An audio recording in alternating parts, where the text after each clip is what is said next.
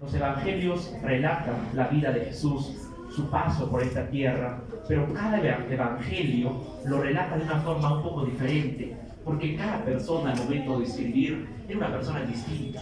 Y yo quiero contrastar la historia que está en Mateo con la historia que está en Lucas, porque van a ver que Lucas nos va a dar un detalle en particular, un detalle en especial. Ustedes deben recordar, queridos amigos, que Lucas tenía una profesión.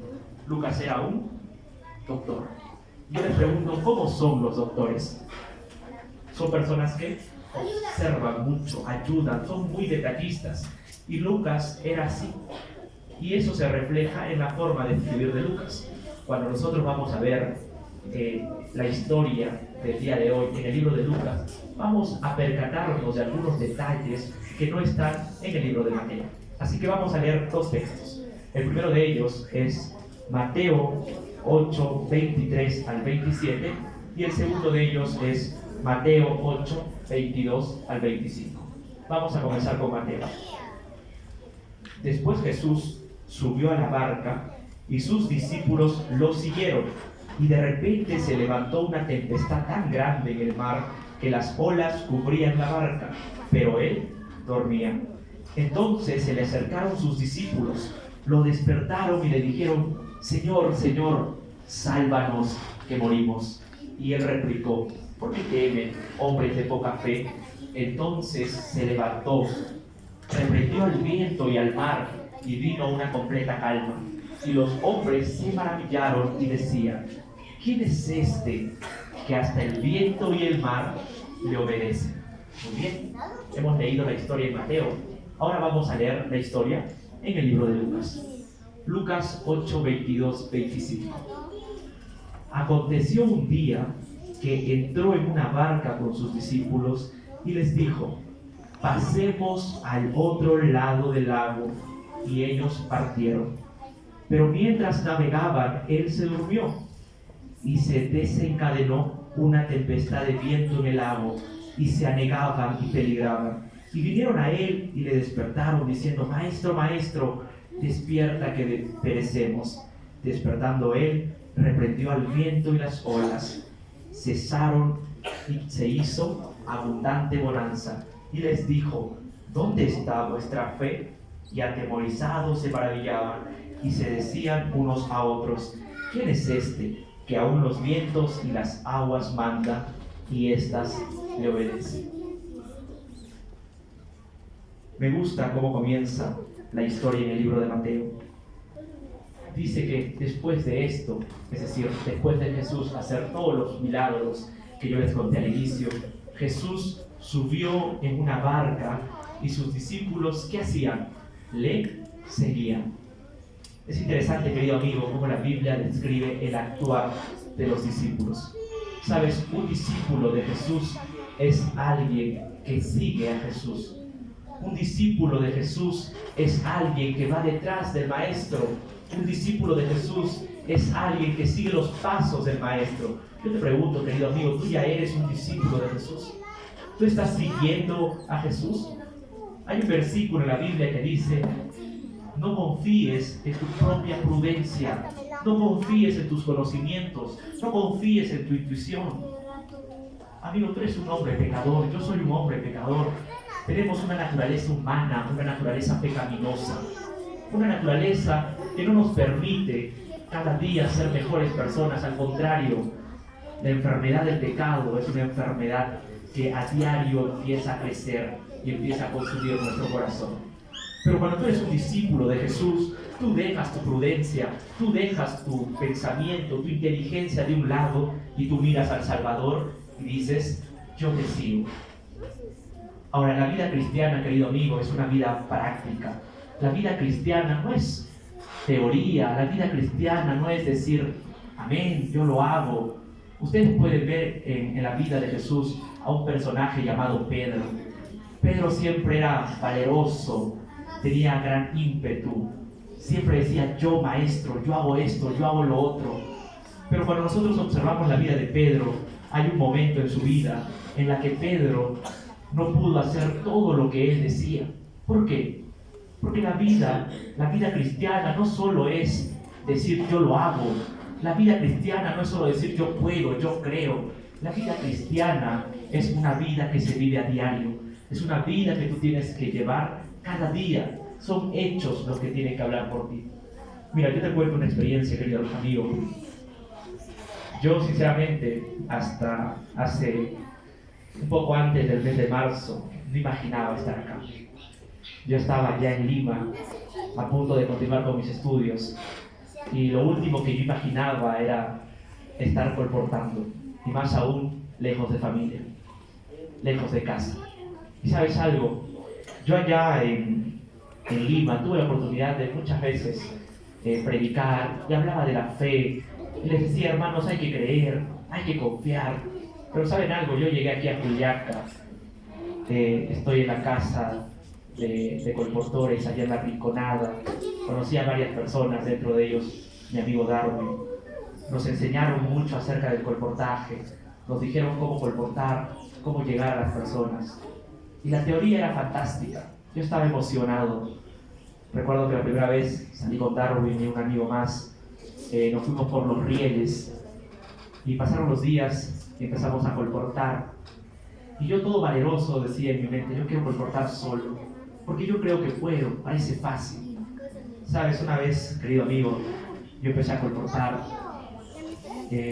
empecé a ir a los negocios, y yo llegaba a un negocio, y lo primero que veía era una persona con la cara un poco amargada, enojada, cansada del trabajo.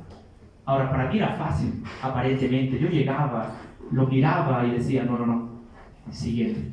Iba a la siguiente tienda, miraba otra vez al al vendedor, y lo miraba con una cara amargada, y yo decía, este señor me va a botar, y pasaba al siguiente. Y dentro de mí empezó a aparecer un pensamiento que decía, ¿y tu fe? ¿No que tenías mucha fe? ¿No que confías en Dios? Pues demuéstralo. Habla con las personas y habla a las personas de lo maravilloso que es Dios contigo. Yo estuve, querido amigo, mi primera semana. Había negocios que yo me saltaba. No podía. Yo quería entrar, pero yo veía a la persona y lo primero que hacía mi cuerpo era seguir caminando y pasaba de largo. Creo que los primeros días caminaba mucho más de lo que hablaba a las personas. Hasta que un día hubo una mañana que no podía entrar a un negocio. Esto no lo sabe Darwin. Y me sentí mal, fui al mercado, alquilé un baño, entré, me saqué la mochila y empecé a orar casi llorando y dije, ¿qué pasa conmigo? ¿Por qué no puedo? Pero si yo confío en Dios, es que yo confiaba aparentemente, pero la fe es otra cosa, la fe es demostrarlo. Y yo me di cuenta que quizá mi fe no era tan fuerte como yo creía. Sabes, querido amigo, siempre llegan dificultades a la vida. Siempre llegan momentos en los que tenemos que demostrar nuestra fe. Y Pedro era una persona que decía, yo puedo, yo lo hago. Pero cuando llegaba el momento, no lo podía hacer. Eso es, querido amigo, seguir verdaderamente a Jesús. Es confiar plenamente en Él, no con palabras. Eso es fácil. Yo puedo decir amén 10 veces. Es sencillo. Pero en el acto, sabes, ese día yo oré y gracias a Dios a partir de allí hasta ahora yo trato de entrar a todos los negocios que puedo. Más allá que la persona tenga una cara amargada, enojada, yo cierro mis ojos, oro a Dios y entro. Y muchas veces he dejado libros de personas que yo no creía que podía comprarme un libro. Es ahí lo maravilloso que es el poder de nuestro Dios. La historia continúa y nos habla acerca de Jesús yendo con los discípulos en la barca y Jesús les dice, ¿vamos a dónde? ¿Vamos al otro lado. Vamos a imaginar la escena. Vamos a imaginar esto en el lago Genesaret. Y Jesús se encontraba aquí con los discípulos y Jesús les dijo, amigos, hoy es momento de viajar. Hoy vamos a ir al otro lado. Ahora, cuando estaban en el viaje, Jesús se durmió. Jesús cerró los ojos y se quedó dormido, como muchas personas quizá. Ahora, cuando Jesús duerme, es maravilloso saber eso. ¿Por qué? Porque Jesús demuestra que vino a este mundo y fue una persona tal cual tú y yo somos. Jesús no vino a este mundo y se disfrazó de apariencia humana y él tenía superpoderes naturales. No, Jesús fue una persona como tú y como yo, con las mismas tentaciones que tú y yo tenemos. Pero ¿sabes algo, querido amigo? La diferencia es que Jesús logró superar las tentaciones. La diferencia es que Jesús logró tener una hoja de vida en blanco. Jesús tuvo un registro perfecto en esta vida. Jesús nunca cometió ningún pecado. Jesús fue un hombre maravilloso. Jesús fue un niño, tuvo las mismas tentaciones que un niño. Jesús empezó a crecer, fue un adolescente y tuvo las mismas tentaciones que tú y yo podemos tener. Pero Jesús, a diferencia de tú y yo, Jesús siempre tuvo una comunión perfecta con el Padre. Y Jesús triunfó en esta vida llena de pecado. Y cuando Jesús, como ser humano, también se cansaba, Jesús también se fatigaba. Y ese día seguramente Jesús había predicado mucho, había hablado bastante a las personas. Y seguramente Jesús estaba cansado también. Y así que lo que hizo Jesús fue acostarse en la barca y dormir. Ahora, cuando el viaje empezó, la Biblia no lo dice, pero yo intuyo que cuando los discípulos subieron al barco, el cielo era un cielo celeste. El viento estaba calmado, el mar, el lago estaba quieto.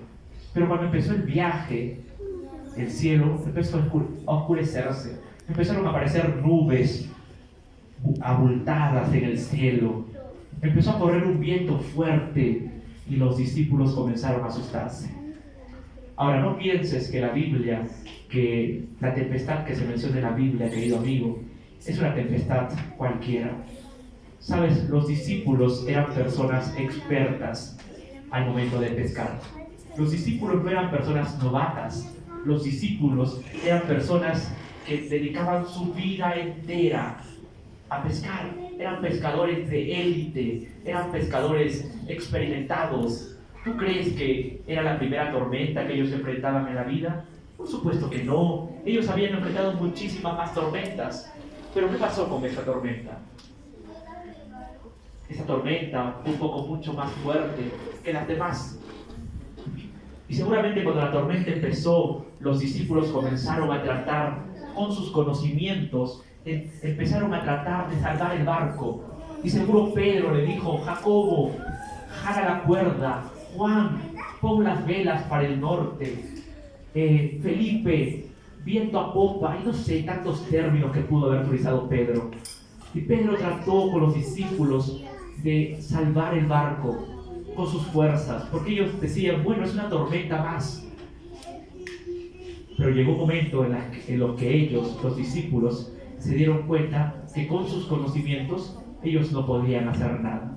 Sí, ellos habían vencido muchas otras tormentas, pero esta tormenta en particular era una tormenta que los estaba a punto de vencer.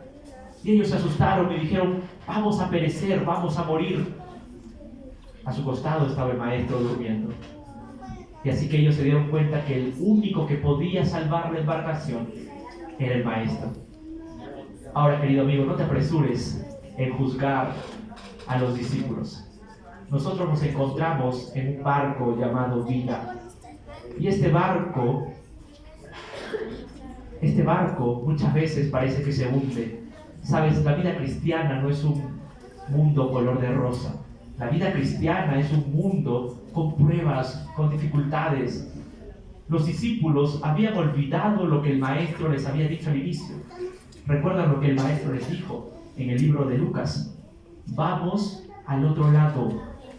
El maestro les había dicho: vamos a llegar al otro lado. Vamos, amigos, al otro lado. Ahora, el maestro nunca les dijo que no iban a haber tormentas. El maestro no les dijo que el viaje iba a ser un viaje bonito. El maestro no les dijo que el viaje iba a ser un viaje tranquilo. Por supuesto que no. Ahora, a nosotros nos pasa lo mismo. Estamos en un barco llamado vida y nosotros tenemos un destino. Jesús dejó en su palabra una promesa que dice: voy pues a preparar lugar para vosotros. Y cuando yo prepare lugar para vosotros y regrese otra vez, tomaré conmigo y los llevaré para que donde yo esté, vosotros también estéis. Ahora, El Maestro nos dijo que vamos a llegar, vamos a estar con Él al otro lado. Vamos a vivir una vida eterna. Vamos a vivir una vida que sí es vida, no esta vida llena de problemas y dificultades. Pero al igual que los discípulos, el Maestro no nos dijo que el camino, que el viaje iba a ser un viaje fácil, iba a ser un viaje sin problemas, iba a ser un viaje tranquilo. No, en esta vida hay dificultades. Yo te conté al inicio cómo Jesús entraba a las casas y encontraba casas destrozadas, encontraba casas destruidas por el pecado. Y lo mismo pasa ahora. Yo quiero contarte la historia de una señora cerca del mercado San José. Voy a cambiar el nombre de la señora. Vamos a ponerle Ruth. Yo estuve colportando por allí, entré a una tienda y me encontré con Ruth. Y yo con Darwin, siempre por lo general tenemos un libro que es nuestro libro preferido. Es un libro de jugos, un libro maravilloso. Y nosotros siempre vamos a las personas con ese libro. Yo llegué, me presenté, la señora al inicio no quería, pero cuando a mí me enseñaron a insistir, yo insistí 2 veces. Y le dije, ¿puedo tomar asiento? Y la señorita me dijo, claro, joven, siéntese. Una vez que yo me senté, dije, listo, ya está, ya estoy sentado, voy a conversar con la señorita tranquilo, sin problemas. Ahora yo llegué y empecé a hacer mi presentación con la señora Ruth, hablé con ella y en eso salió el esposo del fondo de la tienda. Y yo como siempre traté de saludarlo, lo miré, le dije, amigo, ¿qué tal? Pero ni bien yo ni siquiera terminé la frase y el esposo salió raudo a la calle. Y en eso la señora Ruth me miró, agachó la cabeza, movió la cabeza y dijo, ese hombre no tiene solución. Ese hombre siempre es así. Y cuando yo escuché eso, dije, algo no anda bien aquí. Hay algo que no me cuadra. Así que dejé de lado mi presentación de jugos porque dije, esta persona está pasando por algún problema familiar. Así que empecé a hablar con la señorita Ruth, dejé la presentación de lado, no saqué el libro de jugos, le hablé acerca de la familia. Y cuando empezamos a hablar, yo le empecé a preguntar acerca del esposo, le empecé a preguntar cómo iba el hogar. Ella me empezó a contarme, me dijo, ¿sabes qué, joven? Ese hombre no tiene solución. Ese hombre siempre es así. Ese hombre para renegando todo el día. No hay un día que ese hombre no deje de renegar. Y mientras la señorita iba hablando, sus ojos comenzaron a humedecerse. Y cuando la señorita empezó a humedecer, los ojos empezaron a humedecerle, yo le pregunté, señora Ruth, ¿cuántos años lleva casada con su esposo? ¿Y sabe qué me respondió ella? 39 años. ¿Tú te imaginas vivir una vida de 39 años con un hombre al cual tú no amas y un hombre que te hace la vida imposible? Yo le pregunté, ¿pero por qué? ¿Qué pasa? Y la señora Ruth me dijo, ¿sabe, joven? Yo tengo mis hijos que también tienen su hogar. Y yo soy una madre que quiero dar el ejemplo a mis hijos. Y quiero que mis hijos vean un hogar formado. Quiero que mis hijos vean un hogar con papá y mamá al lado. Amigo, la vida es una vida complicada. A veces tomamos malas decisiones en el camino. Tenemos consecuencias. Yo no sé qué problemas tienes tú. El problema que tenía la señora Ruth es terrible. Yo me imagino vivir con alguien que me hace la vida imposible. 39 años de mi vida. Son casi 40 años de infelicidad. Ahora, tú tendrás tus propios problemas. Todos aquí tenemos dificultades. Todos aquí tenemos luchas diarias con los hijos, con el negocio, con la familia. Pero Jesús te prometió llegar al otro lado. Jesús te prometió que tu destino no se acaba en esta tierra. Tu destino, querido amigo, es una vida de felicidad y gozo con Él en la tierra que Él está preparando para ti y para mí. Y lo mismo le dijo a los discípulos, amigos, vamos a ir al otro lado. Pero los discípulos olvidaron la promesa. Ahora, nosotros también nos puede pasar que a veces olvidemos las promesas de Dios. ¿Por qué? Porque cuando vienen las dificultades, a veces renegamos y a veces nos preguntamos ¿por qué? ¿Para qué? Pero si yo creo en Dios, pero si yo voy a la iglesia, ¿por qué mi vida no cambia? ¿Por qué hay dificultades? Hay un mineral aquí en Juliaca que es muy codiciado por muchos. Y teníamos un amigo con Darwin que había trabajado en una mina, y él nos hablaba acerca de lo difícil que era conseguir ese material en el campo de la minería, era el oro. Ahora, cuando él nos contaba cómo extraían el oro, querido amigo, el oro no sale en forma de anillo, el oro no sale en forma de cadena, no sale en forma de alguna joya preciosa, no. El oro sale como una piedra que nos sirve, sale con impurezas, sale con arena, con tierra, sale de otro color. ¿Qué es lo que tienen que hacer con ese mineral llamado oro? Lo tienen que purificar, lo tienen que limpiar. Y ahora, ¿cómo hacen para purificar el oro? A ver, quizás que hay muchos que han trabajado en el tema de la minería. Pues muchas veces tiene que haber procesos químicos. Y para que el oro sea cada vez mucho más puro, lo que tienen que hacer muchas veces es elevarlo a muchas temperaturas elevadísimas. Y el oro comienza a fundirse, a derretirse. Y mientras más elevada es la temperatura, el oro queda cada vez más fino, más puro. Lo mismo pasa con nuestra vida. Tú y yo estamos en esta tierra de dificultades para cambiar algo en nosotros llamado carácter. Tu carácter, querido amigo, tiene que ser un carácter semejante al carácter de Cristo. No el carácter que tú tienes. Tu carácter tiene que ser un carácter que parezca al carácter de cuando Jesús estuvo en esta tierra. Un carácter bondadoso, un carácter como quien quiere hacer el bien a los demás. Ahora yo te pregunto, ¿tú puedes cambiar tu propio carácter? No, porque tú tienes una enfermedad llamada pecado, porque tú eres un ser pecaminoso al igual que yo. Nuestra naturaleza pecaminosa nos arrastra al pecado, nos jala para este lado y las cosas de Dios se nos hacen complicadas. ¿Te ha pasado que a veces es complicado orar? A veces es complicado leer la Biblia. ¿Por qué pasa eso? Porque tenemos una naturaleza pecaminosa, tenemos una naturaleza que aborrece las cosas de Dios. Pero ¿sabes quién puede cambiar tu naturaleza pecaminosa? El Espíritu Santo. Dios a través del Espíritu Santo puede transformar tu vida. Y yo quiero que esta mañana tu deseo, tu oración diaria sea una oración para que Dios transforme tu carácter, para que Dios cambie tu vida, para que Dios te transforme por completo y ahora tu carácter sea un carácter parecido al de Cristo.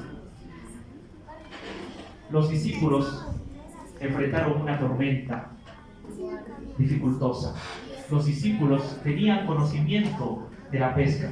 Empezaron a hacer todo lo que ellos sabían, pero llegó un momento en el que se dieron cuenta que el único que podía salvarlos estaba durmiendo.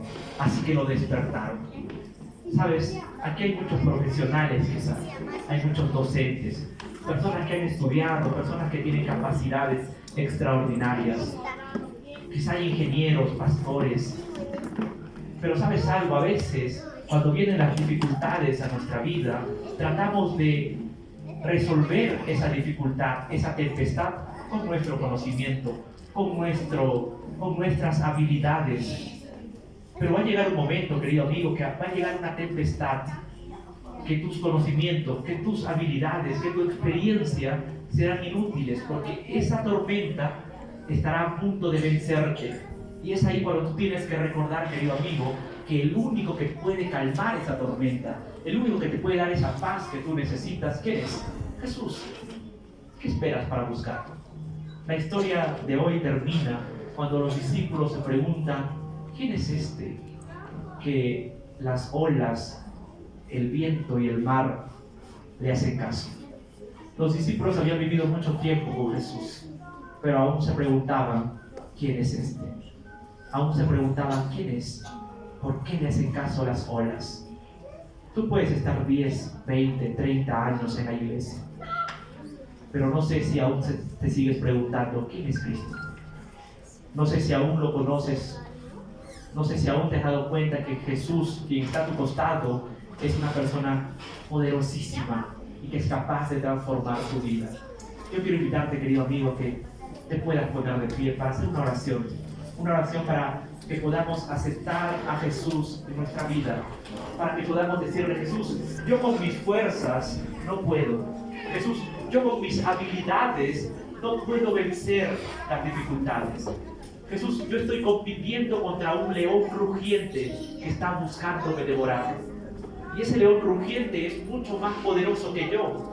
Y yo contra ese león rugiente tengo la batalla perdida. Pero ¿sabes algo, Jesús? Yo contigo puedo vencer a ese león rugiente. Yo contigo puedo obtener la victoria. Solo yo no puedo, pero contigo sí. Vamos a orar, queridos amigos. Querido Padre que estás en los cielos, gracias por este día que nos has dado. Padre, te pedimos que tú puedas transformar nuestro corazón, puedas darnos un corazón que esté dispuesto a hacer tu voluntad. Transforma, Padre, nuestra vida. Entra en nuestra vida, habita con nosotros, entra en nuestra casa llena de dificultades, entra en nuestra casa con problemas y obra, haz milagros en nuestra vida. Yo no sé qué problemas tendrá cada persona aquí presente, pero estoy seguro de que los problemas están allí, existen, son reales. Padre, tú puedas obrar poderosamente en la vida de cada uno de tus hijos, que cada sábado, que cada día te buscan y claman a ti.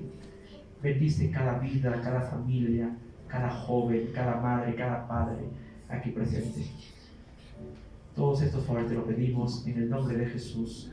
Amén.